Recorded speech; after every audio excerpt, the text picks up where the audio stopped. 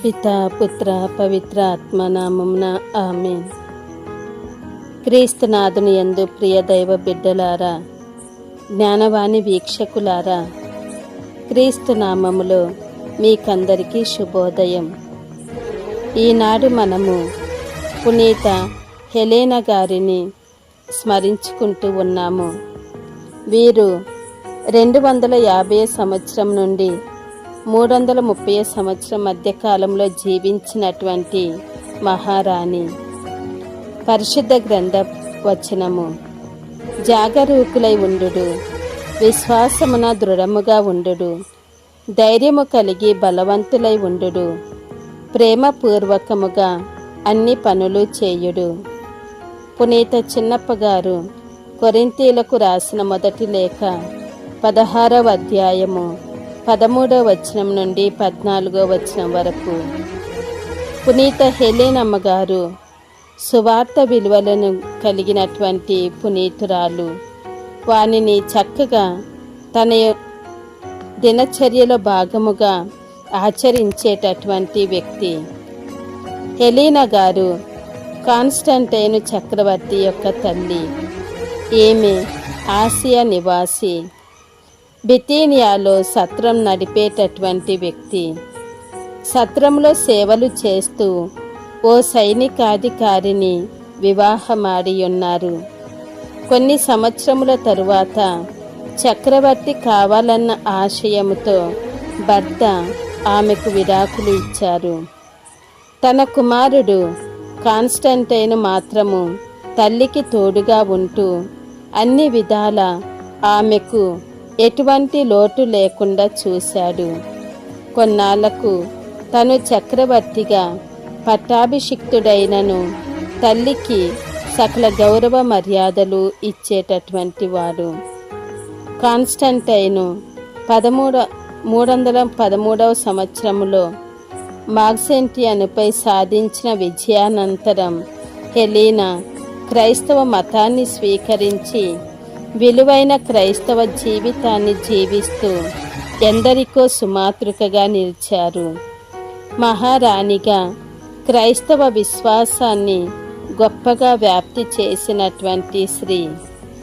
ఐరోపాలోని పలు ప్రాంతాలలో ఎన్నో దేవాలయాలు నిర్మించి పవిత్ర భూమిని చూడాలనే ఆశతో తన 75 సంవత్సరముల వయసులో సుదూర ప్రయాణము చేసి క్రీస్తు జనన గృహం ఉన్న బెత్లెహేము వద్ద ఓ దేవాలయాన్ని, జెరూసలేము వద్ద ఉన్న ఓ పర్వతముపై మరో దేవాలయాన్ని అందముగా నిర్మించారు. రోము నగరములో తన అందమైన రాజ్య భవనాన్ని కూడా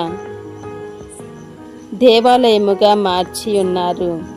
నేటికి కూడా అక్కడ పిలాతు స్మారక చిహ్నం, యేసు మోసిన శిలువ యొక్క చిన్న ముక్కను చక్కగా ప్రతిష్ఠించారు. ఇలా క్రైస్తవ విశ్వాస విలువల వ్యాప్తికై ఎన్నో అందమైనటువంటి దేవాలయములు నిర్మించి విశ్వాస విలువలను పటిష్టపరచి 330వ సంవత్సరములో ధన్య మరణం పొందారు. మరణావస్థలోనున్న వారికి, మేకులు సూదులు తయారు చేయు వారికి వీరు పాలక పునీతురాలుగా ఆమెను శ్రీసభ గౌరవించి ఉన్నారు.